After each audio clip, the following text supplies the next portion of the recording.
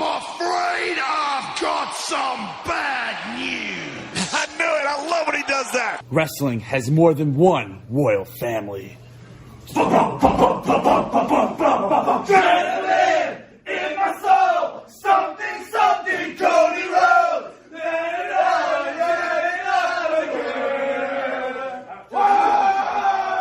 I'm the tribal chief around here. Yeah, you see me, the tribal chief. That's right. Time. But let me go ahead and tell you. Shut your bitch ass up. Hello, ladies and gentlemen. Welcome to episode 464 of the Hoots Podcast. It is yours truly, the nefarious Brother Adam, a.k.a. the best in the world,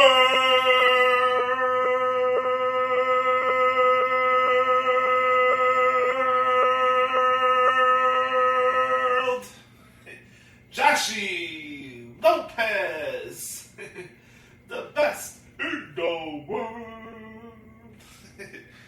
Don't we miss Greg Hamilton? I do. I know some people are so upset about the Shane McMahon best in the world shtick because they were missing CM Punk, and I get that as a Punk fan, but I got the humor out of it. I don't know, this is the thing when you're a wrestling content creator and you don't let booking and dirt sheets dictate how you enjoy the professional wrestling business in a cesspool of nimrods and twats on X. This is supposed to be a mental escape for me, man. This stuff is not that serious or deep. None of these matches are... It's not a sport. I don't look at it as somebody's buried because they're on a 5-match losing streak. Power rankings and all this stuff. Look, and this is the most beautiful thing about professional wrestling. You can look at it in however way you want to look at it. You want to look at it as a sport, look at it as sport. You want to look at it as entertainment, look at it as entertainment. You want to look at just strictly fun, mindless entertainment like I do, just enjoy it for what it is. But the main thing is that we got to enjoy this stuff because tomorrow's not guaranteed. The business has ways and it goes through good times and bad times, but one thing is always true is that wrestling is always there for us when we need it and when we need that mental escape, and I want that to be known because there's just so much clutter amongst the space about booking and who should be over and who should be over and the machinations of the TKO group of The Rock versus Triple H and all this stuff amongst the space, and I know a lot of that's just for clickbait type of stuff. I understand that to a certain extent, but what we really prided ourselves when it comes to the Hoots Podcast is just really having some authentic conversations that you're not getting from anywhere else. And I want you to feel as if I'm sitting next to you and we're talking about life and we're talking about wrestling. This stuff is not that deep. And I have experience in the wrestling media for the last 10, 11 years. If you guys choose to look at me in the lens of an analyst or an expert, I appreciate that. By the way, I appreciate everybody for the birthday shout-outs this week. I just turned 31 yesterday of this recording. 31 years old, man. I can't believe it. I want to thank everybody who did take time to reach out and say happy birthday to me.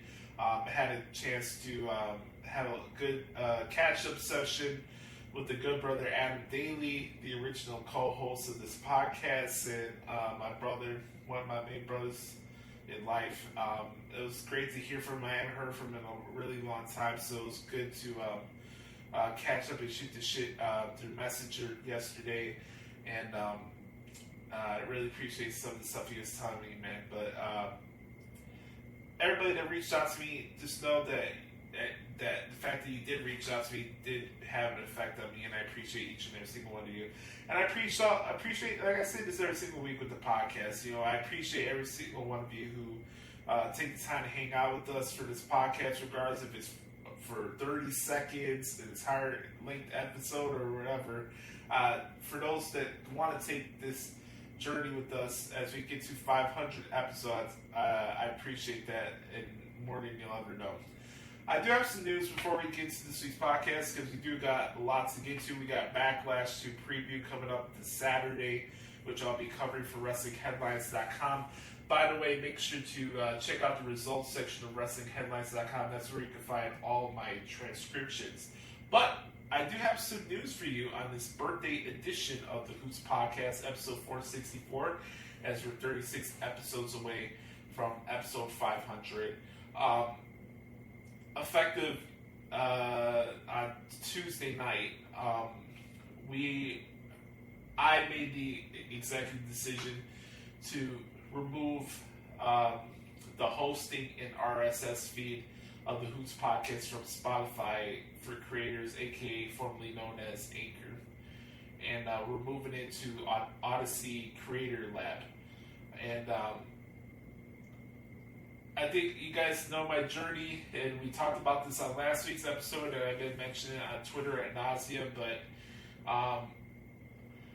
I don't like the practices that are done by Spotify. I don't like the fact that when we first started putting these shows up on Anchor/Spotify for Creators in 2019, that while we're grateful for the platform to be displayed on multiple different platforms and stuff like that, and what it offers, and it's a great thing to use. I'm not going to say anybody shouldn't use it, but when you first start getting some viewership and you're qualified for ads right out of the gate for about a year and a half, and then the pandemic starts, and I understand you shut down the program, but once the company starts, once the country starts to get back to normal, you don't get us back to where we originally started, and then you implement all these ridiculous and unfair realistic terms and metrics that we got to hit in order to qualify for ads.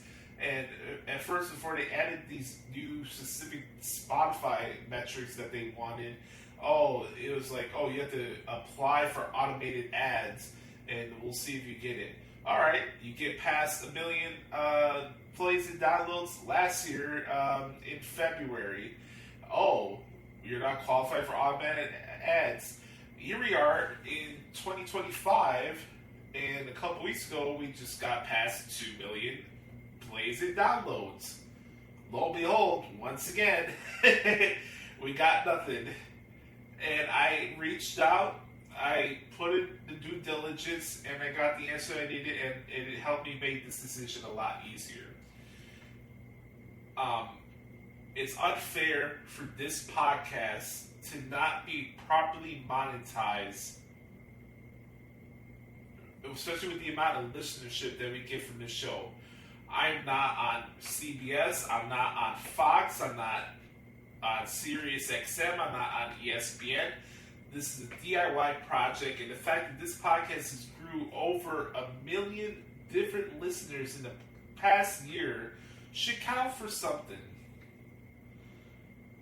And just because my metrics come from Podverse, which counts on the Spotify for Creators analytics and stats, should not disqualify me from ads, because you, Spotify, only want metrics from Spotify specifically, when everybody knows when I do my articles, I share the Podverse link at the bottom of the page, because anytime I've tried to do that before in the past with Spotify, especially when I was furloughed, and I thought that would help me out to get money and to help me get back on track when I lost my job about 1.5 years ago, I thought, let me, I can still do the podcast and share the podcast on the articles. The articles get some decent viewership. I'm grateful for the guys at WrestlingHeadlines.com for the opportunity to display my work and everything. And, Calvin allows me to promote my podcast. That wasn't the case at WrestleZone. I appreciate those guys. They understand the work I do, and they allow me to promote my stuff, right? And, I'm furloughed. Let's continue doing these podcasts and stuff, and let's see where this goes. Nothing. Even when I was furloughed, we're getting decent listenership. Much to my surprise, I thought we were just gonna bottom out. But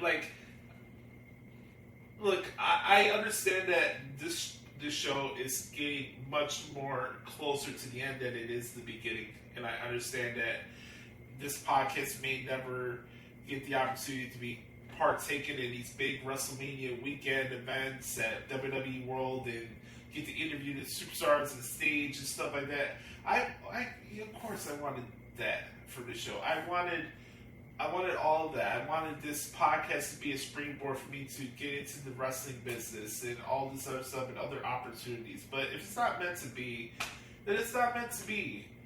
But damn it, I'm not going to sit here and take no for an answer without at least asking first.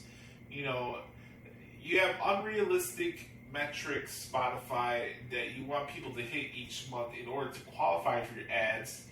And sorry that I'm not making lame beats and pretending to be a rapper so I can get your streams on Spotify. Like, this is a podcast. Like, you guys only want to give money to singers and rappers and bootleg SoundCloud rappers. You know, like, it's just ridiculous. So I decided on Tuesday that I'm taking the RSS feed off of Anchor and I redirected to Odyssey Creator Lab. Now, what that means is that that's not the new hosting domain for the podcast. Now, when I post the podcast this week, I'll monitor to see if it's, you know, put it out like on Apple Podcasts and, you know, maybe if it's still on Spotify, we'll see, or, you know, Amazon, some like the other places that we had, iHeartRadio, etc., etc. But what I'm going to do is, you know, try my best to continue to share this podcast, obviously. Also, you can help us out along during this transition process. You know, make sure to follow and subscribe to the podcast on YouTube as we're on the road to 1,000 subscribers. That way we can become a YouTube partner with YouTube. We have 36 more episodes, guys. We have 9 more months of these podcasts to do. And we have 6 more months to do this. And I want to have fun with it. I want to have fun to shoot the shit with you guys and, you know, go through the rest of this year with this podcast and, you know, get to episode 500. And I know we're putting a ribbon on the bow on this podcast in January, but, you know, I want to go out with a bang, and this show deserves to be properly compensated. And if I never get my flowers, if I never get the opportunity to, you know, get media credentials for WrestleMania and get to be part of these big weekends and stuff like that, I'll take that punch to the jaw. I'll take that in the chin. But damn it, I'm proud of this fucking podcast. I'm proud of what it represents. I'm proud of the things that we've accomplished with this show. I'm proud of the brotherhood that we've established on this podcast. And I know damn well how good this show is for the wrestling content that's provided on this show. I don't like bragging about myself. I don't want to put myself over. I'm not cocky. I'm not that type of man. But for the people that do get the clicks and do have all the subscribers and all that stuff, most of these people with the blue check marks can't touch my fucking jock when it comes to talking professional wrestling. And that's just a fucking fact. And I'm exhausted with this space. I'm accepting the closure aspect of this run of this show. But I'm speaking from the heart, man. I don't want this to be the case. I know a big part of me doesn't want to end this show, but what's the point of keep doing it if I'm not getting anything out of it, or it's not helping me grow? You know, there's only so much I can do. I've been at this for 9 years. We've had a lot of changes. We had a lot of different co-hosts. You know, we went through a pandemic. I grew from 22 years old at the time we first started doing the show to here I am at 31, and you know, I'll be turning 32 next year. Like, we've been this at a decade, and the show's not a failure. The show's not anything that I'm disappointed at because we're not at a certain standpoint. Like, this is not only just because of money or stuff like that. I think more, if anything, it's about the respect and flowers I think that this show deserves. And I know when things overstay, it's welcome. And that's a bitter pill to swallow, guys, as a content creator. You know, I do this once a week, but I know, at least I hope you guys know that the heart and thought goes into this podcast every single week, because I'm not the most open person in real life. Like, I am an introvert at a fault sometimes. This is my opportunity to speak up when more times than not I'm uncomfortable to really like express what I want to express. And I'm so grateful for this platform to allow me to get out of my shell. And I want this to be fun for you guys. But I'll be honest with you, man, the way the modern discourse is going on in wrestling today, it's just not fun for me anymore. It's just not. It's not what I wanted for the space. I thought that when we started the show, we would make a difference and change the way the conversations go in these podcasts and stuff like that. But it's still the same thing that it was when we basically started the show in 2016. Booking this, booking that, booking this, booking that. IWC this, IWC that. Dave Meltzer this, Brian Alvarez that. It's a saturated product that is a saturated space and echo chamber that just hasn't changed. And I'm eternally burnt out from it. I'm still going to do my articles because it's my job and it's my career and I have fun with this still. But if this podcast is not going to bring me any further in my professional career and it's not fun for me to record and go through this process every single week, then there's just no point to doing it, you know? I really hope you guys understand why I'm making this decision. I made this promise to you guys on episode 300 that we would get to 500. I promised you that, and I'm going to deliver on that.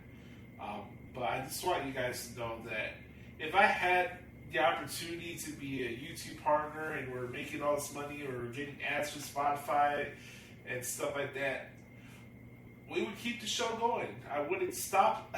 Obviously, because it would help us out, you know. But I had to make some changes. You know, I need to reevaluate some things. I just, like yesterday, I just turned 31. I'm not where I want to be in my life, professionally or personally.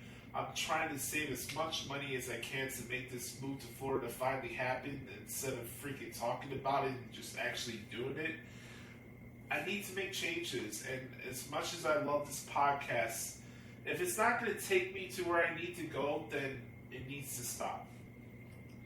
And I found this clip from one of my personal current favorite content creators in the wrestling space.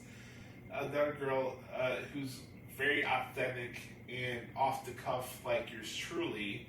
Her name's Weezy Blonde, and she's from Indiana. She's very, very good at what she does. She does live reactions. She has good following on Instagram and TikTok. And you may have saw her on the WrestleMania stage. She's a superstar, and she's just getting started. I love her energy and her vibe. The only thing bad about her is that she's a Detroit Lions fan, but that is what it is. She made this video on YouTube that I'm going to play for you guys as we wrap up this segment. And I want you guys to really think about this. She had it titled, Did We Ruin Wrestling? And the title of the video is Content Creation Ruining Wrestling? Let's play this clip, and then when we come back, we'll get to This Week in WWE and get you your predictions and everything for Backlash and a loaded edition of the Back Porch Q&A session right here on episode 464 of the Hoots Podcast. Here's Weezy for the clip here. Hello, my name is Weezy. I make wrestling stuff. I went to WrestleMania, and I am a streamer, and I do reaction stuff. If you're new here, you should know that when something feels heavy on my heart, I make a video about it. This isn't just a random rant or a joke to kick things off. Today's video is something that I genuinely do care about. No, we're not doing a match breakdown or a review. This is just some honest one-on-one real talk. We're diving into a question that's been on my mind lately. Is content creation ruining professional wrestling? I say this as someone who loves wrestling and who also creates content about it. So yeah, this one hits a little closer to home. Let's start here. We live in a time where anyone with a camera and a mic, or honestly just a phone, can become a content creator. And it's a beautiful thing, right? Wrestling has always been a niche world filled with a lot of passionate people, and now fans have platforms to share their voices and build communities around what we all love. But here's the tough part. Just because anyone can be a content creator doesn't mean that everyone should. Wrestling is emotional. It's dramatic. It's storytelling. But when you're chasing clicks, outrage, or attention, it becomes easy to throw context out the window. Suddenly, we're flooded with hot takes, fake rumors, drama-stirring videos, and news that isn't even a little bit true. Because views equal validation, right? And then there are the trolls. People who don't care about wrestling the way we do, but sure know how to get attention by tearing it down. They weaponize fandom. They know negativity spreads faster than positivity, and they know a fake headline will get people fired up way more than a thoughtful take ever will. This creates a space where even well-meaning fans start to feel drained. You're afraid to say you liked something. You're afraid to say you didn't. Because either way, the internet might come for you. It's like we've built this arena where it's no longer about what's good, it's about who can be the loudest. Look, wrestling has always had negativity. I'm not pretending that this is brand new, but lately it feels different. Heavier, more personal, meaner. You watch a show and before it's even over, people are online yelling about how it sucked. There's no room to just feel something. No time to sit with a story, no patience for long-term booking, and that wears you down. I've seen so many fans just stop watching. Not because wrestling changed, but because the online noise made it not fun anymore. We're pushing fans away. Gatekeeping, shaming, dogpiling, because if your favorite isn't the right choice, you're casual. If you liked a certain match, you've got bad taste. God forbid you enjoy something just for the vibes. Dude, it's exhausting. It's not what wrestling should be about. Now, I'm not here to trash the IWC, the internet wrestling community. I mean, it's done some amazing things. It's helped people find their voices. It's built friendships. It's raised money for indie wrestlers and other causes. It's educated fans on the history and the behind the scenes of the business. There is good here. I've seen it. I've felt it.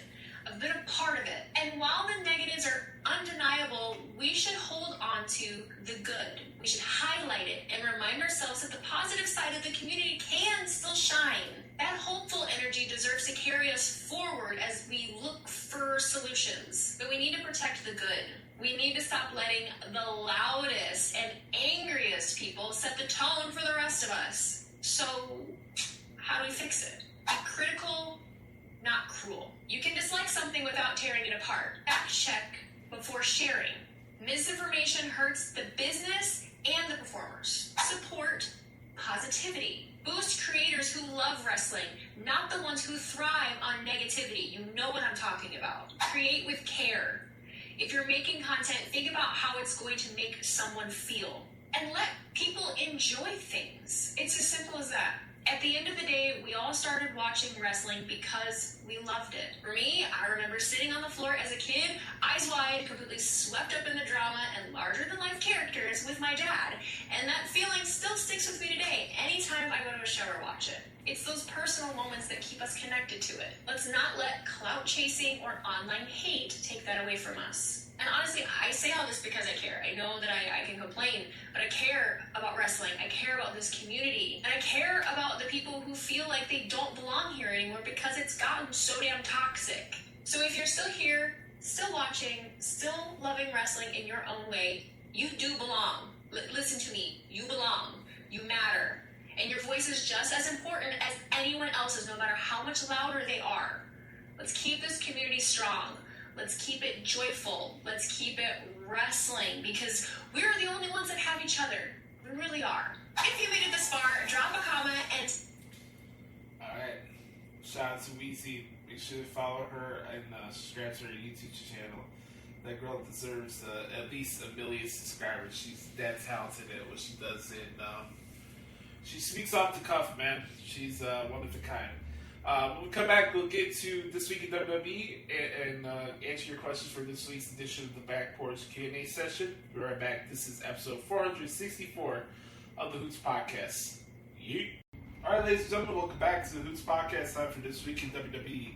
Let's take a trip to Friday Night SmackDown from Des Moines, Iowa. I think SmackDown tomorrow is in Dayton, Ohio. By the way, I'm recording this on a Thursday morning here in lovely Chicago, Illinois. Show kicked off with Damian Priest getting to a shoving contest with Jacob Fatu and Solo. As the show went on air, we had an in-ring with LA and Damian Priest, which I thought was a good segment. When I say this is going to be some long-term rivalry coming out of this PLE, I don't know, but I like what I heard from Damian Priest and LA Knight. I think they had at least the first 30 or 40 minutes of the show, and I know a lot of people are expressing their frustrations with the 3-hour format of SmackDown. I did hear some news regarding that changing in the beginning of June, so we'll have to see how that plays out. Obviously, for very obvious reasons, I'm not going to sit here and moan and complain about a 3-hour SmackDown on a Friday night. I'm not married, I don't have kids, and this is work for me, so it's it doesn't affect me as much as it affects other people, I guess. But everybody get their wish, and SmackDown will get back to 2 hours in the beginning of June. It's not the end of the world. But Damian Priest and LA Knight had a really good match. Ended in via disqualification against, once again, Solo Sikoa, making everything about himself. But in his idea, he's trying to do it for Jacob. We all know Solo Sikoa's intentions. I mean, Nick Aldis pointed it out later on in the night when he made this fatal 4-way match for the United States Championship. We got Jacob Fatu against Damian Priest, Drew McIntyre, LA Knight. It's going to be an awesome match. We'll get to that predictions in a little bit. But for how this started off and everything that's been going on, this little rivalry with all 4 guys since WrestleMania, I've been digging it so far. How do you guys feel about it? We had Fraxium and Pretty Deli, another solid match. Elton Prince got messed up with that shooting star press from Frazier. Bad landing, Prince is bleeding from the mouth. Hopefully he's alright. But it was a good match. I like the chemistry with Fraxium and Pretty Deli. So, Fraxium's getting these good, long, lengthy matches to get their... They're really a group about letting their work speak for themselves. Like, that's how they get the crowd invested in them.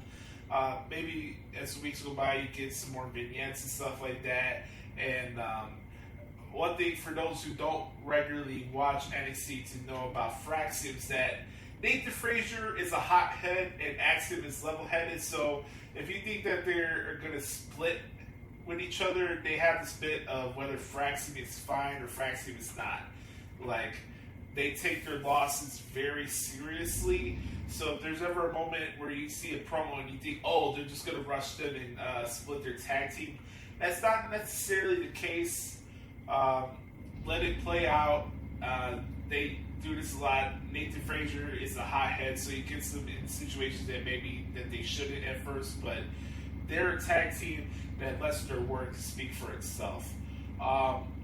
We had one 4-way for the U.S. Championship, and we have another one that could be announced for Backlash. I haven't heard anything specific yet as to whether or not Tiffany was going to fight Nia Jax solo at Backlash. That still could be the case.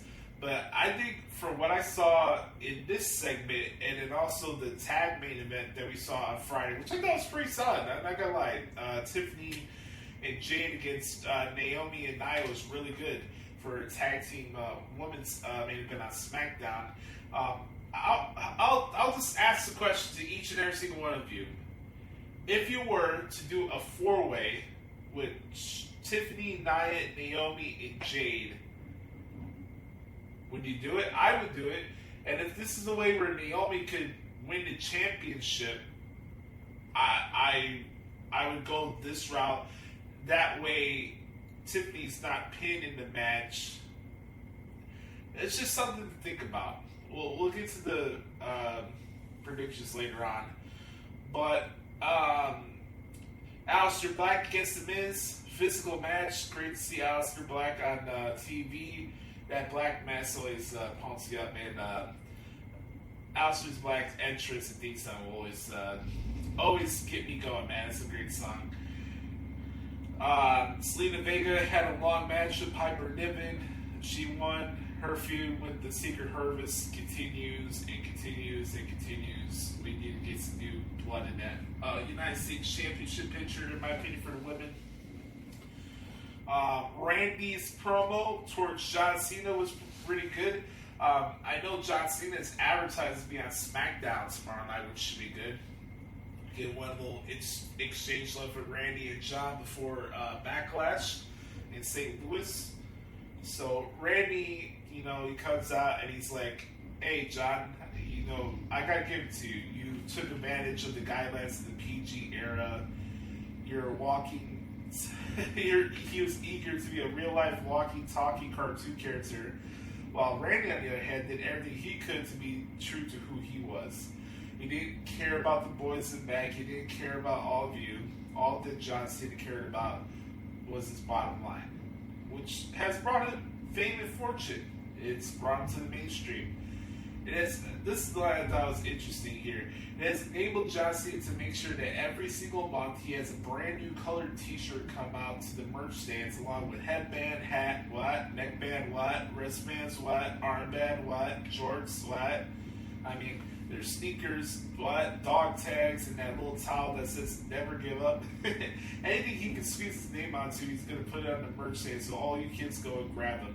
He wants to make sure that you love them more than you already do. Speaking of kids, he points out the fact that John Cena was saying that the reason that he's never had kids is because he spent the last 25 years raising the kids in the WWE universe. And he's like, Randy's like, John, the only thing you've raised is the price of your merchandise, which is what the actual parents have to work double shifts in order to afford it all. Selling your soul isn't exactly a new concept now, is it? Randy says Cena's been doing that for 20 years, the whole hustle, loyalty, and respect jargon. Randy will give John the hustle all day, but when it comes to the loyalty and the respect, where has that gone? And he makes this like a point of emphasis, because last week, John looked him right in the eye and he's like, I'm going to erase the entire Orton name from the history books at Backlash. And you're going to erase everything that his family did in the industry. Randy says, I'm going to tell you right now, you'll not do that over my dead freaking body. John Cena is not the last real champion. He's just the latest legend that Randy has to put down. I like that line. And he's like, at Backlash, in my hometown, in front of my wife, my family, my kids, my friends, in front of the future generations of Orions, in front of the future Orton legacy, I'm going to punt kick you so hard, and that Lego-shaped head, it's going to fly right off your shoulders through the gateway arch, which I thought was pretty funny.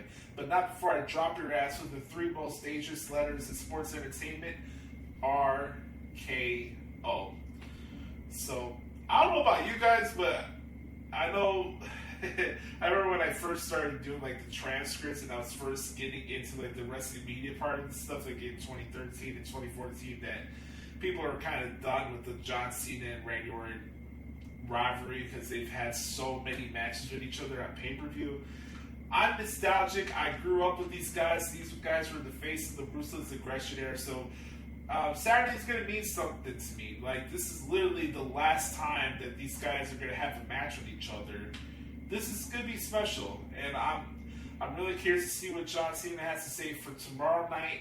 But from what I heard here from Randy, I thought it was really, really good. Things are cooking up with Ray Phoenix and Santos Escobar. Santos wants to recruit him to Legado del Fantasma. Ray declined. That led to a match with both of them. Ray Phoenix won that match with the Flying Meteora. Santos snapped in the back again. He was like, where's Los Garza when he needed him? Andrade comes in. It looks like Santos could be left on the island on himself because it looks like Andrade's trying to recruit Los Garza's away from Santos Escobar, where we have a lot of things to look forward to, that, especially on that side of the roster, because I know we have this Worlds Collide show coming up soon at the Kia Forum in Inglewood, California. I think it's kind of cool that they're doing these shows in California for, look, hey, you're not going to sit here and tell Joshie that to complain about covering 2 pay-per-views in the same day. my fingers may fall off by the end of June 7th, but fuck it, it's worth it. Worlds Collide and Money in the Bank? Like, you don't have to ask me twice, man. But seriously, like, I like what they're doing here. Does this have a tie-in with a storyline where Andrade fights Santos at Worlds Collide? I'm kind of curious to see where that goes, actually. I talked about the women's main event, so all in all, I thought SmackDown was solid from top to bottom. Pretty decent show from Des Moines, Iowa. Then we go to Raw. Now, I'll give credit where credit's due to the crowds. Like, when I first saw that SmackDown was in Des Moines, Iowa, and Raw this past Monday was going to be in Omaha, Nebraska, I was like, this could be a challenge here. You know, WWE's on fire, but sometimes during the summer they go to these bumblefuck territories that sit on their hands, like Greenville, South Carolina. The list goes on and on. Lincoln, Nebraska, it was another crowd that sucked. Sometimes South Carolina. But I gotta give it to the crowd in Omaha. You guys brought the juice on Monday for Netflix. This may have been the best Monday Night Raw, or let me rephrase that. This is probably the most effective storytelling edition of Monday Night Raw since the move to Netflix. I thought everything from the beginning of the show with Paul Heyman to Jey Uso to the main event with Jey Uso and Seth Rollins for the World Heavyweight Championship was the most effective thing for the entire Red brand. Amongst every division, every storyline that was going on the Red brand. By the way, again, I have to remind people that the go-home show for PLEs are not Monday Night Raw. It's SmackDown, because SmackDown's the final show before PLE. I think some old habits think. Look, there's content creators that still think that Vince McMahon is behind booking. Think about that. There's still people that watch professional wrestling through the lens that Vince McMahon is still making the decisions. Don't believe me? Listen to some of your favorite podcasts with blue check marks and all the numbers. But speaking of this Paul Heyman and Jey Uso segment, man, this was fantastic. You know, Jay's like, you know, Paul, you have a lot of balls getting in this ring with me after what you just did to his family. Heyman's like, what, you're going to lecture me about betraying our tribal chief, Roman Reigns? He's like, I am. I'm going to talk to you because from day one, I saw past you. I warned my cousin about you. I warned CM Punk about you, too. Heyman's like, well, it's a shame. While you're here handing out warnings, nobody bothered to warn me. Maybe you should have warned me about my best friend in the world, my BFF, my brother-in-arms, CM Punk. Excuse me for a minute. You can keep your damn boost yourself on the microphones in hand. Not one of you, and not you, had to live through what I lived through. My best friend in the world, CM Punk, put me in a position where it was My best friend in the world, CM Punk, put me in a position where it was absolutely, positively, 100% guaranteed that it would sabotage my relationship with my tribal chief. The fans started doing the CM Punk, Heyman box of chants. They chant his name because they don't know what's in the dark heart of that man. That man, my best friend, put me in a situation that absolutely, positively guaranteed that it was sabotaged with our tribal chief, Roman Reigns. And let's talk about your cousin, Roman Reigns, for a minute. I had a dream with my best friend in the world, CM Punk, while Roman Reigns was still playing high school football, long before he even thought about following in his father or his uncle's footsteps inside a wrestling ring. And because I wanted my best friend in the world to overcome all the adversities that he's ever faced in his life, and being in his corner of WrestleMania, what did Roman Reigns think I was going to do? Sell his secrets to CM Punk? This is a really good line here.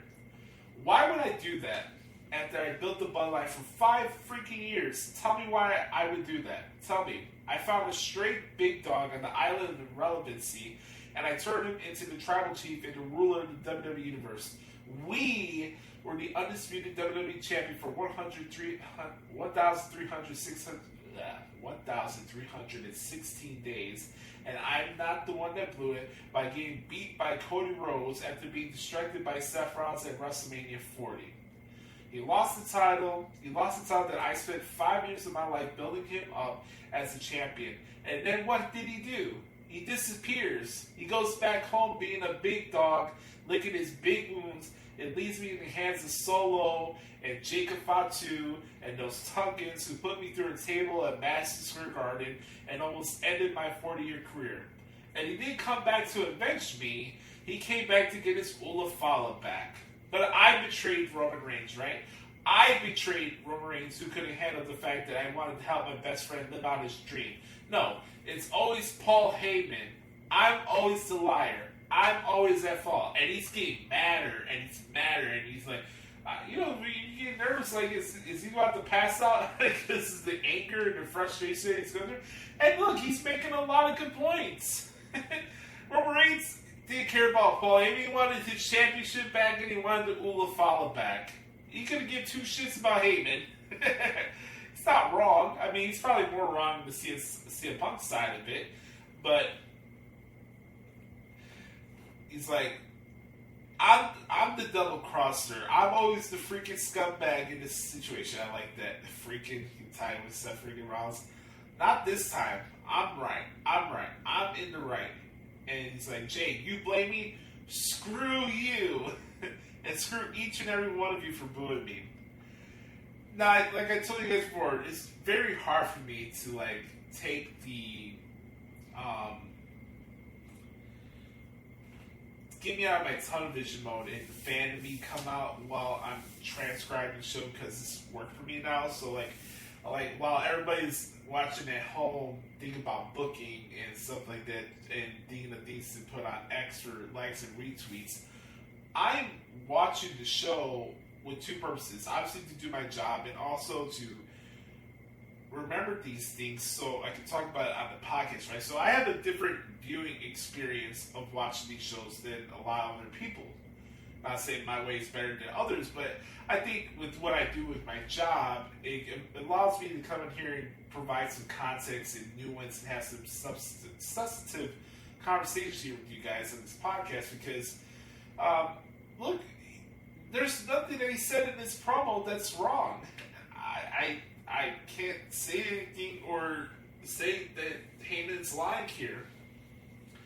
And I know a lot of people were unsure of how things were going to go with Paul Heyman and Seth Rollins and Braun Breaker after WrestleMania, but I gotta tell you, man, I dig it, man.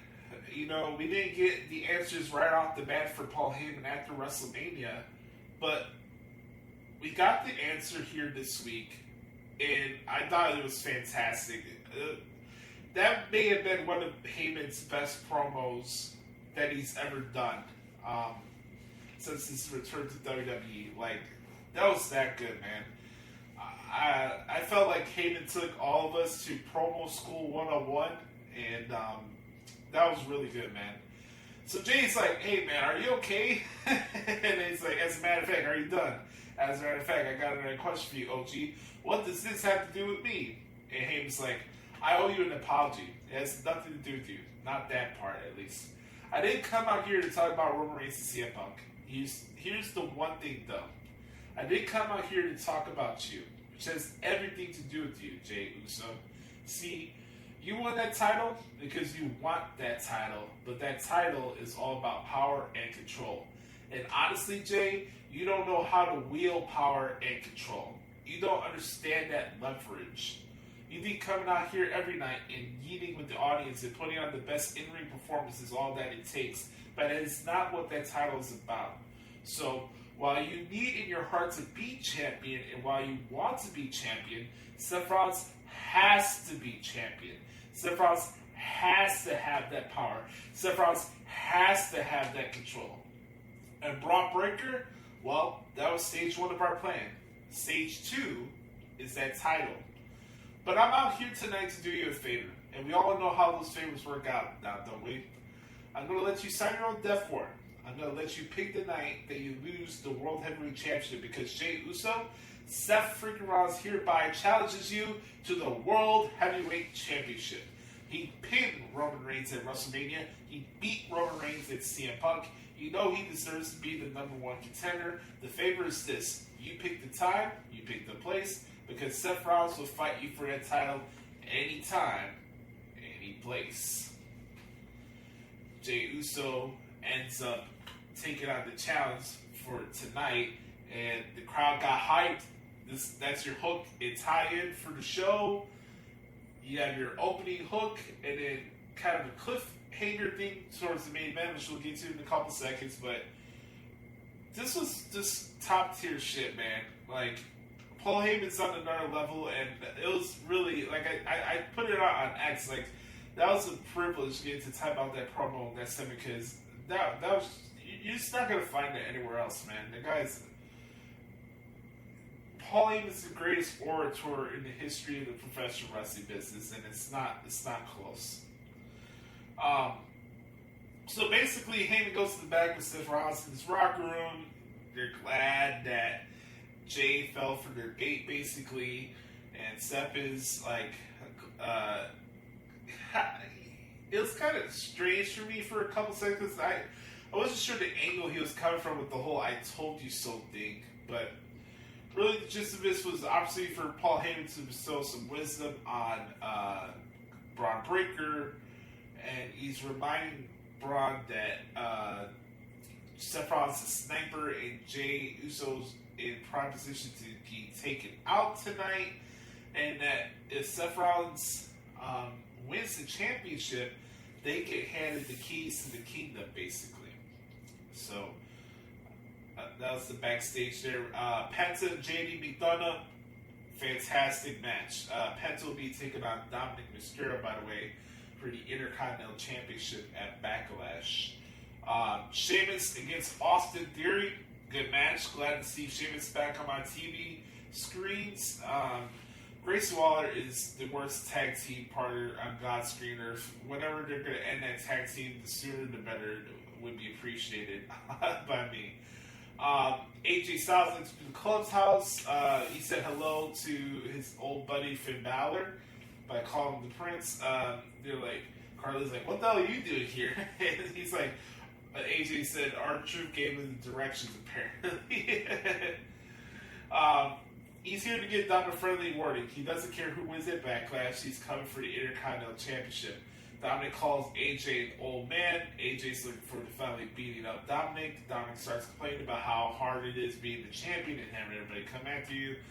Dominic says that Finn Balor should take care of AJ since they have a history with each other. Finn, for a moment, he has these moments where he starts snapping and then he has to pull himself back, right? We all know that Finn Balor is the hothead and the overly paranoid member of Judgment Day, right? So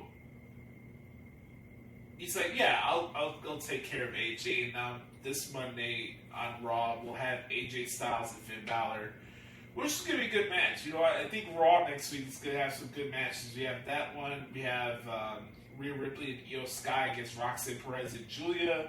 That was made official because Io had a barn burner match with Roxanne Perez. Rhea Ripley was not on Raw this week. So that allowed Roxanne Perez and Julia to have the opportunity to attack and beat down Io Sky. So I think it's making it more obvious now that Roxanne Perez and Julia were going to be the female call-ups from NXT. I mean, they're still popping up on NXT. Julia and Jordynne Grace had a fantastic match in the main event. If you haven't seen that, guys, go check it out on NXT this week. The number one contenders match for the winner to take on Stephanie Van at Battleground. Jordynne Grace won the match, but that was a good one with her and Julia. So we got some good stuff for next week as well. Oh, also, New Day, not New Day, but the War Raiders be taking on the Creed Brothers as well. Another good thing from Raw, Becky Lynch and Lyra Valkyria. Once again, Lyra Valkyria stepping up to the plate on the microphone, standing 10 toes down and not taking any shit for Becky Lynch. Becky came out and she's confused of why she's being treated as the bad guy, right? She claims that she's the victim here. She's like, you know, everybody's whining about how she took out Bayley and took away her WrestleMania moment, but she's like, nobody cares about Bayley. And then she starts calling out garbage, and it's just, this is a challenge for me to recite this. It took me a while to write this promo out because she said garbage so many times, so I wanted to do this properly, so this is how it went. Nobody asked where Bayley was. Nobody cared. Of course they did it. She's garbage. She's garbage. I took out the garbage. And it's like, oh, great, the garbage has been taken out. I say, hey, I took out the garbage. And it's like, I can't believe you took out the garbage. That's not what you say when somebody takes out the garbage. You say, thank you for taking out the garbage. Not only that, I took the recycling because that's what Lyra is. She's less offensive than regular garbage, but she's still garbage. And what is garbage about her is her attitude. She doesn't have a dream if it wasn't for me. She doesn't have a title if it wasn't for me. She doesn't make history if it wasn't for me. She doesn't even have a freaking fiance if it isn't for me. And yet, I get all of this disrespect. This is what I'm talking about. Lyra comes out. She's like, dude, you're the queen of recycling. You've been recycling the same moves and the same tired old act for years.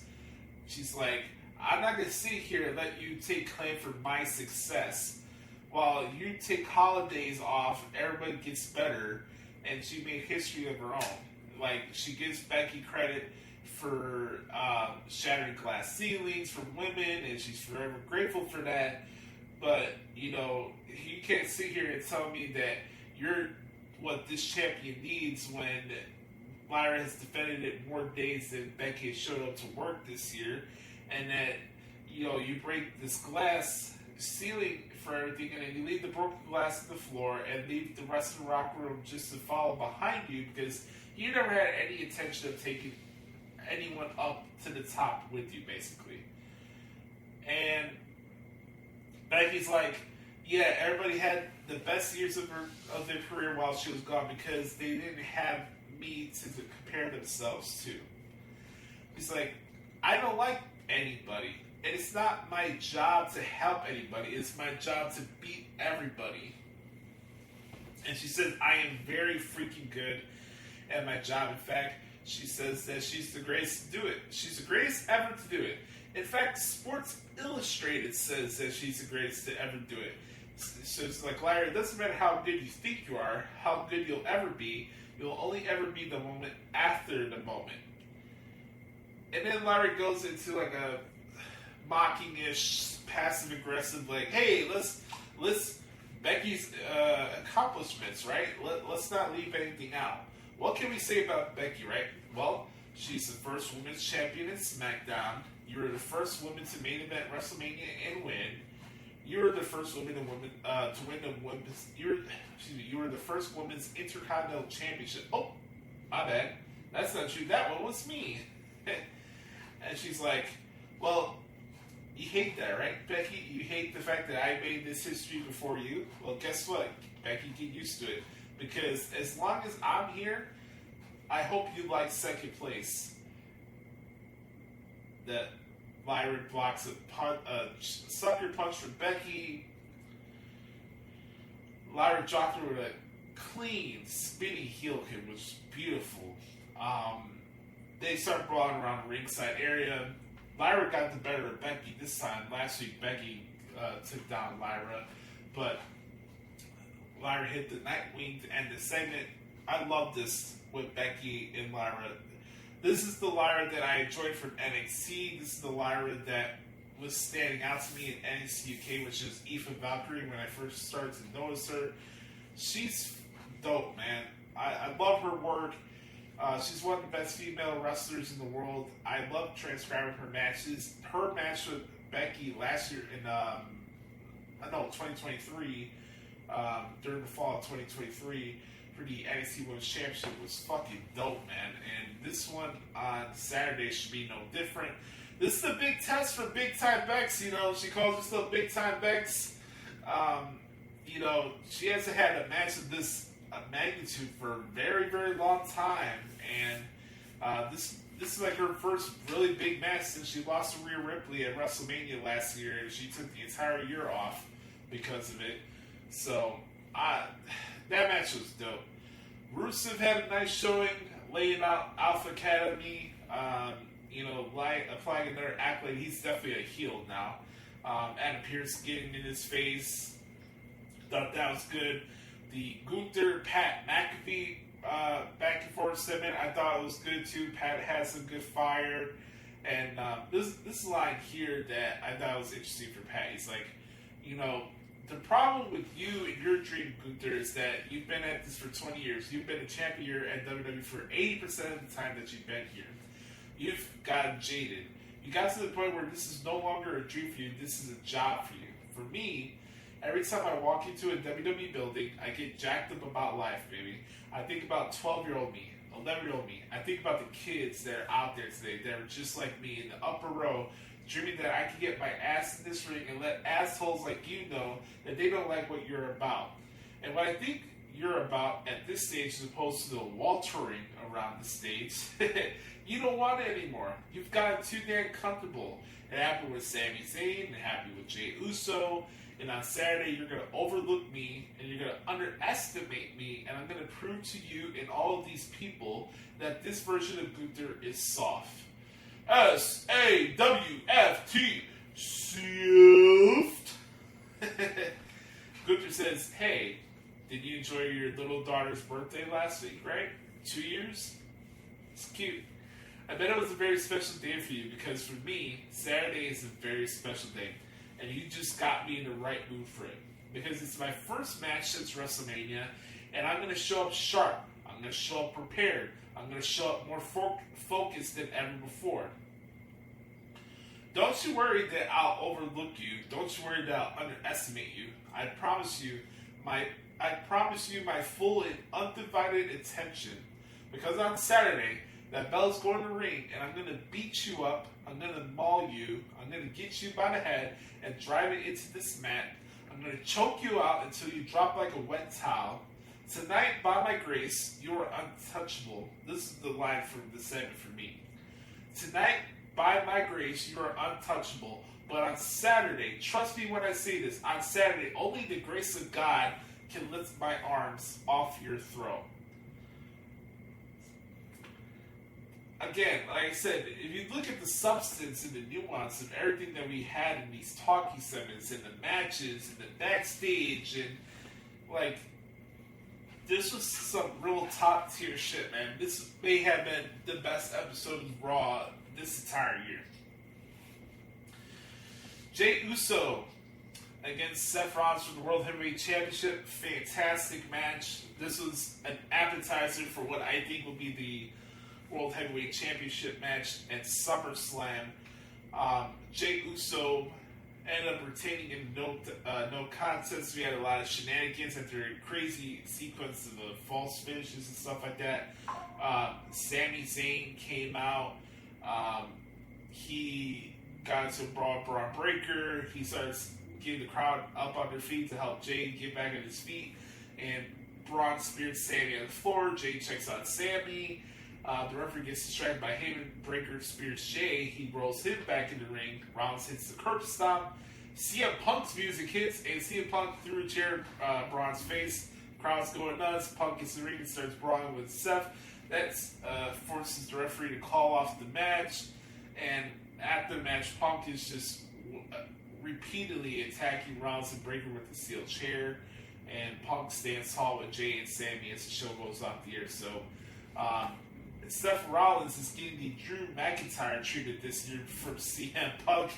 And I think it's sooner or later, CM Punk and Seth Rollins are going to have a Hell in a Cell match because CM Punk has caught Seth Rollins out of the World Heavyweight Championship for a second time. Don't forget, last year's Money in the Bank, CM Punk cost Seth Rollins the World Heavyweight Championship in his match with Damian Priest. Also the referee thing too, because he messed up the pin there. But all in all, this Raw was fucking phenomenal, man. I can't give it enough praise. It was that good and really set the table for not only Backlash, but things that we could check out for Money in the Bank. And I just thought it was a fantastic show. Also, Logan Paul clocked Jey Uso with that titanium punch after the show went off the air. So I'm not sure if that match is made official just of yet for Backlash. If not, they'll probably save that for Money in the Bank, which is fine. I mean, it's only 4 weeks, and you know you got that W and LA. You'll have more reason for. Honestly, Jay and Logan do not have to fight each other on Saturday. I mean, looking at the card from here, it's good to stand alone by itself, honestly. So we got Backlash, the Enterprise Center. Let me do it like Excrement did when I used to do the What the Hell is Wrong with AEW segment. Let's do it. Come to you live on Peacock on Saturday for the Enterprise Center in St. Louis, Missouri. It is the 2025 edition of Backlash. Here's your matches. First, for the Intercontinental Championship, it's Dirty Dominic Mysterio taking on Penta. Next, a fatal four-way match that features Shinka Fatu against LA Knight, Damian Priest, and the Scottish Warrior, Drew McIntyre. Next, a special grudge match featuring Gunther and Pat McAfee. The Women's Intercontinental Championship is on the line as Lyra Valkyria takes on the man, Becky Lynch. In our main event, one last time, John Cena putting his undisputed WWE Championship on the line against the Viper, Randy Orton. Make sure you get all your tickets right now at Ticketmaster.com. And make sure to follow Triple H on Twitter at Triple H. My name is Triple H. I am a booker, and I like to do 6-match cards. I like less is more. The funny thing is, I like 5 matches on my cards, man. The more the merrier. I'm from New Hampshire. Shout out to Triple H, man. He's the man. Alright, let's do these predictions pretty quick because we've been doing this segment for a while. For me, my predictions for Backlash goes like this. I have Dominic retaining against Penta. I have, you know what, let's scratch that. I got Penta beating Dominic Mysterio. Shenanigans will happen with Finn Balor and AJ Styles, hence why Penta wins the championship. I'll go with Jacob Fatu to retain over LA Knight, Damian Priest, and McIntyre. I think Priest will take the pinfall there. Gunther's going to destroy Pat McAfee. I don't think there's a question about who wins the match, but I do believe Goldberg will come out and spear Gunther after the match. I know Gunther said the God will have to lift his arms off Pat's throat, but Gunther will win, and he'll still continue to attack Pat after the match, but Goldberg will come out and save Pat McAfee. So you get Gunther and Goldberg. It'll be Goldberg's retirement match at SummerSlam.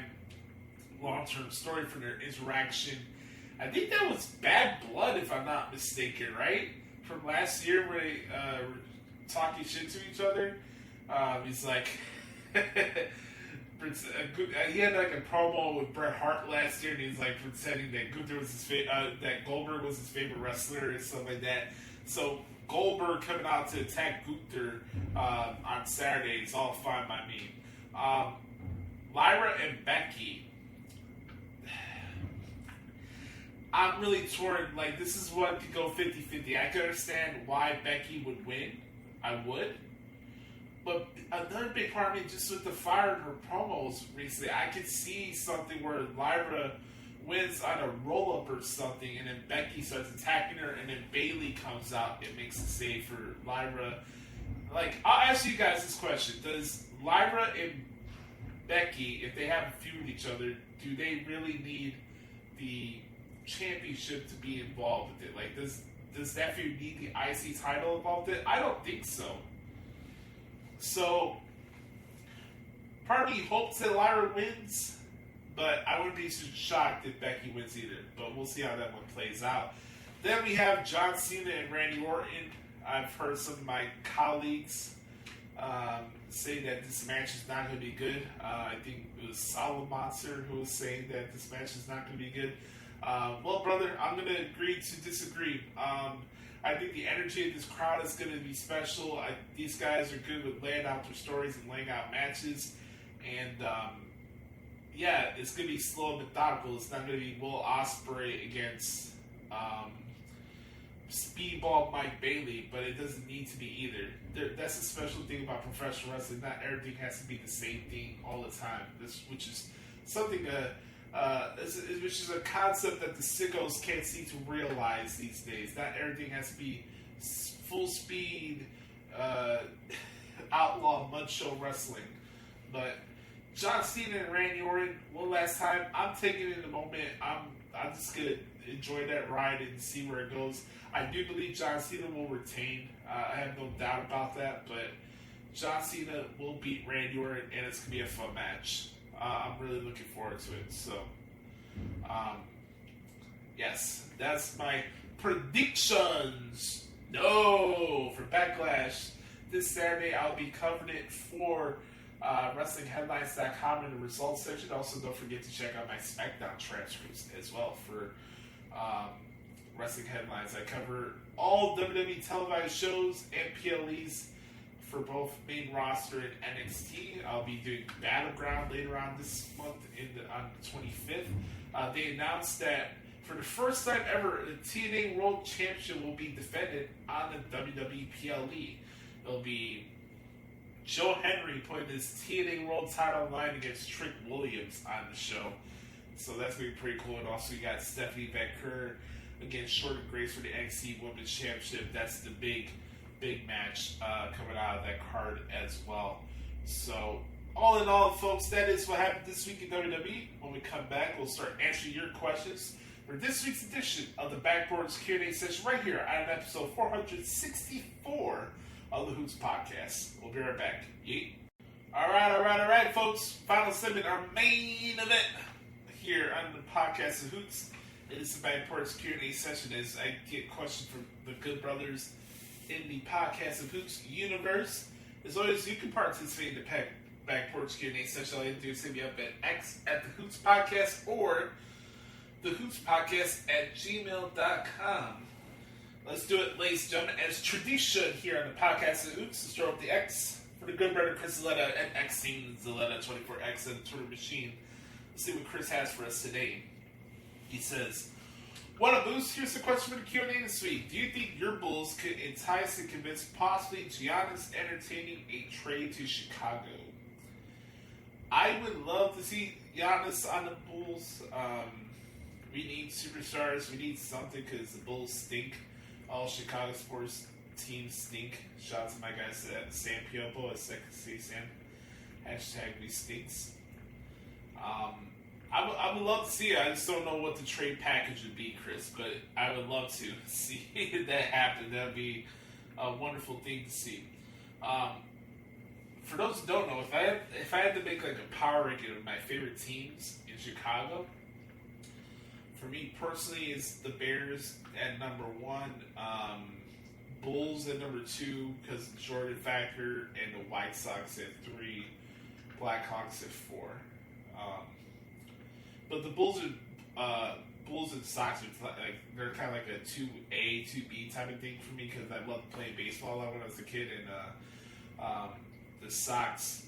I became a Sox fan because of my dad's side of the family. So and now I'm living here in Bridgeport, where I'm like 3 blocks away from the Rate Field. It's kind of cool. Like I do my morning walks now. They have this little park that's like across the street from the parking lot of Old Comiskey Park, and it's pretty cool. I like this neighborhood that I'm in right now. This is like my transition spot before I moved to Florida, and it's been pretty nice being here. Anyways, let's get back to the questions. What do you make of Karrion Kross's recent video with the Righteous Team playing for a quick second? I did see that. I thought it was pretty cool. Are they signed to WWE? I have no idea. I don't have any source besides my left and right eye, but I think it'd be fine for Kross to do his own thing right now. Like, he doesn't need to be in another group, but I like the tease out there. He's a long gamer, so I wouldn't be surprised if down the road they become like some type of group, but not right now. What's next for Gunther after sending Pat McAfee to the upper room after Saturday? Jeez, the upper room. I haven't heard that one in a while. What's next for Gunther? Well, we got a lot of time from now to SummerSlam, but like I said, I still think that Goldberg will have his retirement match against Gunther at SummerSlam. So for now, it'll be something where Gunther will try to get a rematch with Jey Uso from now to then. But that's where I see things going from there. Thoughts on last Friday's releases? I'm going to make this short and sweet. I know this has been a big topic of conversation, a lot of controversy coming out of it. As always, when it comes to these releases, it's part of the industry. You know what you're signing up for. For the talents that ran to the dirt sheets to cry about their booking and creative, I have no sympathy for that. But this is an opportunity. I don't look at those situations as setbacks. You have everything in front of you with all these different promotions across the independent landscape and TNA and AEW and New Japan. There's no excuse. Like, don't take this as a setback and woe is me thing. You have the entire wrestling landscape as your oyster. Do something with it. Make a name for yourself again and make yourself more valuable for the opportunity that you may do come back, and don't burn bridges because you want clout with the IWC. But, seeing someone like Cora Jade get released was really unfortunate because obviously I'm a big advocate for her. I'm very biased because she's from Chicago. I see the star potential in her. She's still very, very, very young. So it's not like she'll never come back to WWE. I think that's something that it's not a right now type of thing. Maybe some more maturing needs to happen. I don't know really I hear a lot of things and see a lot of things on Twitter about Cora and her attitude and the different amounts of relationships she's been in the NXT locker room. But I'm not going to come here and cast any aspersions. I don't know her personally like that. I know that she's really good in the ring. She's amazing to look at.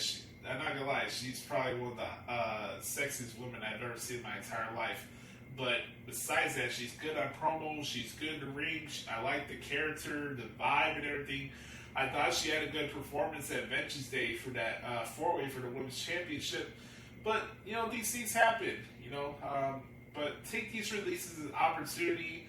And really the second thing about the releases that we get to these fake outrage merchants that just go on these diatribes and soliloquies about how WWE is morally corrupt as a company by doing that. As if any other corporation that makes gazillion dollars don't release people. Like, it's only WWE that does it, right? Which match are you looking forward to the most at Backlash? Good question. match for me, I'm looking forward to the most is probably either John and Randy or the Becky and Lyra match. Also, the 4-way for the U.S. title should be pretty good as well. Thoughts on Mount Born's shocking win in the Battle Royal? That one definitely caught me by surprise. It really did. That definitely caught me by surprise.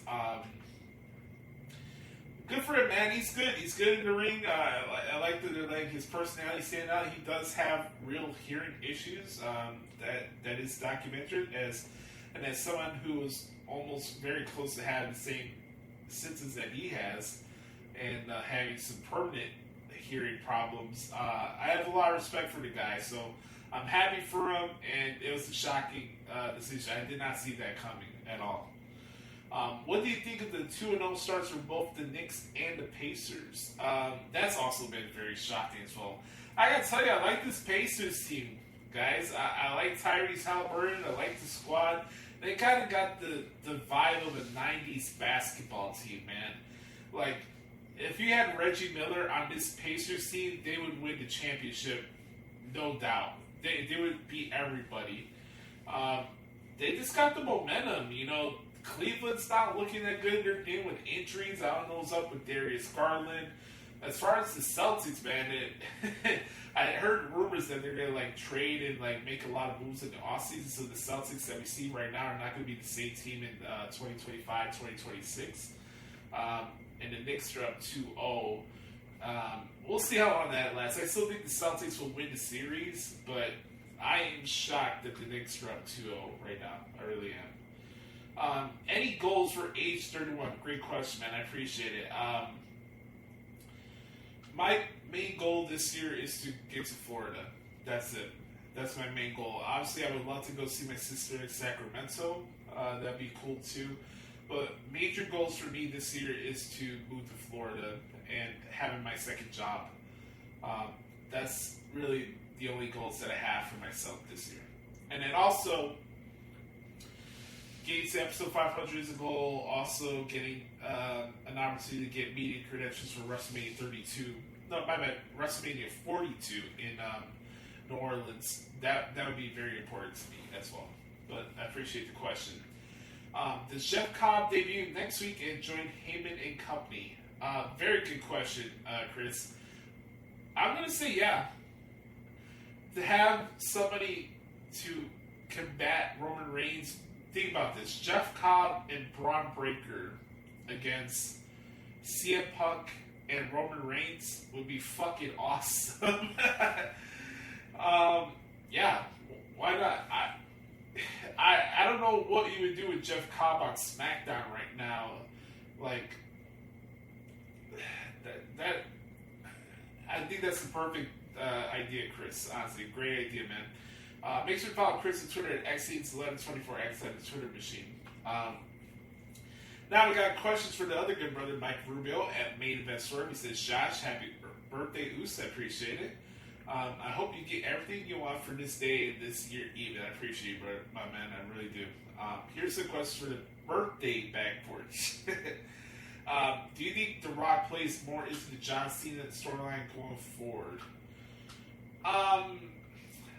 I'm sure sooner or later, whenever he has his free time or whenever he's done filming this mob-ish Scorsese film, whenever that's done, I think we'll see the final bus pop up on TV.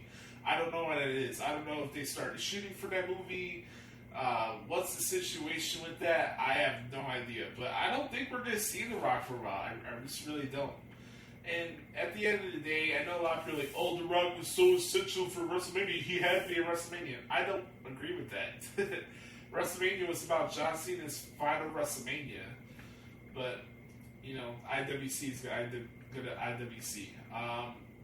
What do you think about Bayley's interview with Chris Van Vliet and the idea of her tearing up about being a ghost soldier? There's a line that Becky Lynch said on the Raw Recap podcast, which I thought was pretty funny. It's like, we're talking about a girl that's probably paid $100 to text her best friend in Mercedes Moné. I always think about considering the source. I'm not saying that Bayley's a disingenuous person, and I can understand genuine professional frustrations and stuff like that. She's really sad, then, she needs to really make a decision for herself. Like, I've always said on this podcast, if you don't want to be in a wrestling company, don't be in it. Don't run some dirt sheets and podcasts and have people feel sorry for you. Like, if you don't want to be there, instead of worrying about being a good soldier, stand up for yourself and let your value speak for itself. So, that's my thoughts on it. Which match for SmackDown do you wish was on Mania more, the TLC tag or the Women's U.S. title match? Oh, man. This is going to be controversial, but I'm going to say the Women's U.S. title because Chelsea did deserve to be on that show.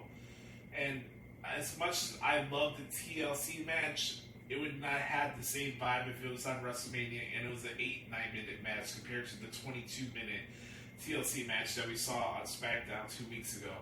I don't want that tag match as much as all three teams are deserving to be on WrestleMania. I don't want the fans sitting on their hands for that moment. And then to have a surprise change of the title in the mid-card division would be a big deal too. So I'll go with the Women's U.S. title. Will you be watching The Secrets of WrestleMania on Netflix? Where WWE will totally break kayfabe? Yeah, I will. I'm gonna watch it because obviously this is my career. This is what I want to do in my life. I either want to be doing play-by-play commentary or doing writing for a wrestling company. So yeah, I'm gonna watch it for work reasons, obviously. What do you think about the matchup between Pat McAfee and Gunther? Came together quickly, but how hype has it made you for it? I'm going to disagree with that. This has been building up for a while, especially during the Jey Uso feud with Gunther going to WrestleMania. Pat and Michael Cole would get Gunther pissed off while Jey was making his entrance. They attacked Gunther's character. There was an awkward exchange with the guys on the kickoff thing before WrestleMania on that Friday. I thought that Gunther was going to attack Michael Cole and Pat for being passive aggressive and snarky towards him. Go back and watch that. This has been brewing for a while, so I enjoyed it. It's been good. I know some people are purists and but McAfee doesn't deserve to be in a ring. It's gonna be good. Pat McAfee's gonna do good business, and it's gonna make Gunther look like $1 million. Let's not worry about it. How do you like Seth Rollins bearing down for the NFL draft pick? Loved it. Loved every single bit of it, man. Loved it. Come on, Green Bay. I thought you could do better than that. I'm a visionary. I'm a revolutionary. I'm Seth freaking... He's like, oh, yeah, championship gold looks good on the blue and orange. Oh, man. I love a good troll job. I'm not going to lie. What is the worst way you have ever been awakened from your sleep? Having a Great Dane fart in your face. How about that? My mom's Great Dane, Thumper, I was babysitting her last year. This is right around WrestleMania time, too, actually. I was coming back from a family reunion trip in Puerto Rico, and I had to go back to my mom's house to watch Thumper because she wanted to go on vacation. The life of divorced parents, right? Anyways, I'm going to babysit Thumper, right? And I'm taking a nap, and this dog literally farts right in my face. I nearly threw up.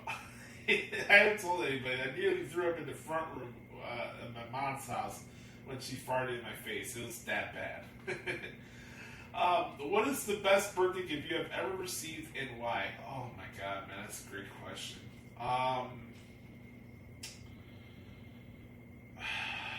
Man.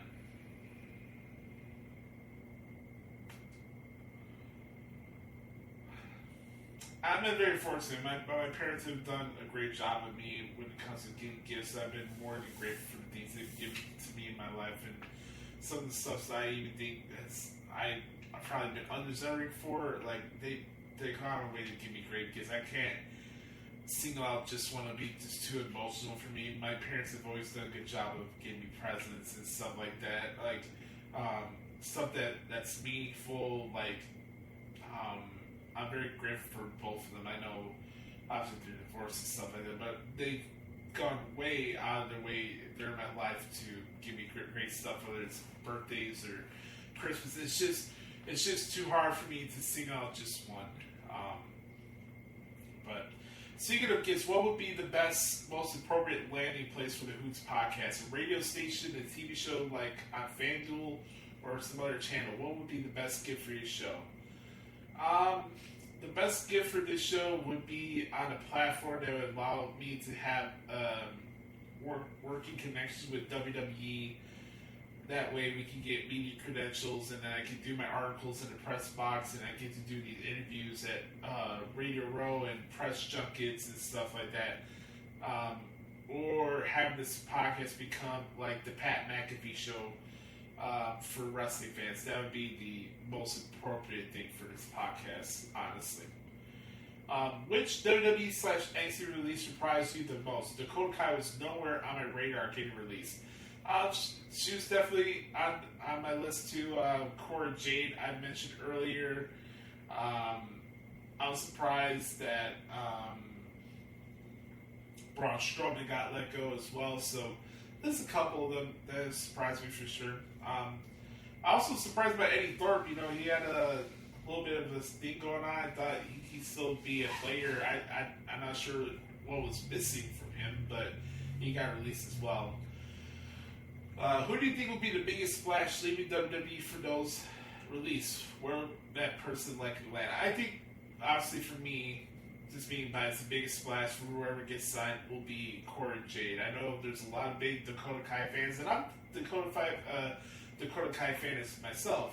By the way, happy belated birthday to Dakota Kai. But I just think there's more upside with Cora Jade out of everybody on the list, if you want my honest opinion. I know you're straight edge and mad respect for that, but what about sports betting? Have you ever done that, especially with WWE?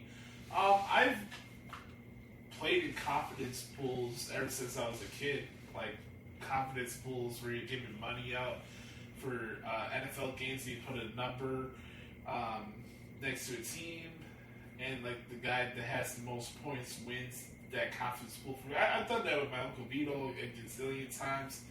I wouldn't consider myself a degenerate gambler or anything like that, but I don't think me being straight edge should disqualify me from betting. But I've never betted anything when it comes to wrestling. But my straight edge thing is more about discipline and respecting myself and my boundaries from people, and it's also about not doing drugs and drinking, basically. That's why I'm straight edge. Number 13, he says, you criticize the White Sox for losing weight, but they had a winning series against my Astros who have a 500 record. After all these years, do they still have the Astros number? Yes. Number 14, I'm confused. What is the future of WWE? Is it who's NXT? Does it evolve from tubing? Is LFG related to it somehow? What about it? What about this WWE ID thing? All of these feed into NXT. Well, really, it's really using the baseball format if you think about it. So you got AAA, which is NXT, right? Then you got AA, which would be considered Evolve, right? People that are already on the PC or these WWE ID talents. And then you got single A, where you got the beginners of the beginners, that would be LFG. So I would look at it more from a baseball standpoint of the minor league system and developmental and what they do down there in Winter Park at the Performance Center. I look at it through the baseball lens more than anything. That's how the future is. NXT is AAA, AA is Evolve, single A is LFG, basically.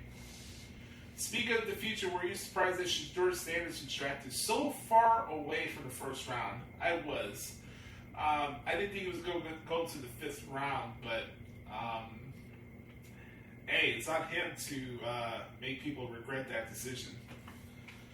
We'll have 13 more by the end of the season. Shedeur in Cleveland or Caleb Williams in Chicago? Caleb Williams. That's not even a question. The Browns stink. Alright, that's it for now. Enjoy your birthday to the fullest and cheers to many more Oos. I appreciate that, my man. Thank you to Mike. Make sure to follow Mike at Twitter at MainEventSwerve.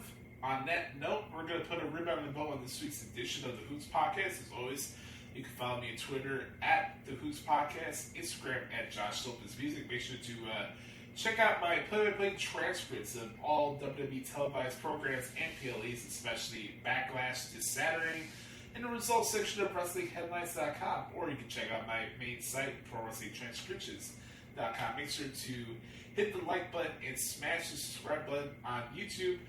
Make sure to, I'll update you guys on X about the thing with the transition to Odyssey instead of Anchor. I don't know if that's going to take our show off of Spotify and Apple Podcasts and stuff like that. I'll look into it. But it's a new transition, and it's a transition that needs to be made. But on that note, I'm Joshie. This has been episode 464 of the Hoots Podcast. As road to episode 500 continues, remember, folks, be the authentic product that is yourself. Remember, nobody dictates and pays your life but yourself and the man upstairs. I'm Joshie. Have a wonderful weekend, everybody. Thank you all for the birthday wishes. I love you. I love you all. And please enjoy Backlash. I'll be here to recap it all. And by the way, happy Mother's Day to everybody, especially my mom, Christina Catalano. I'm Joshie. This has been episode 464. I love y'all. Have a wonderful weekend, everybody. Yeet. Bye-bye, bitch.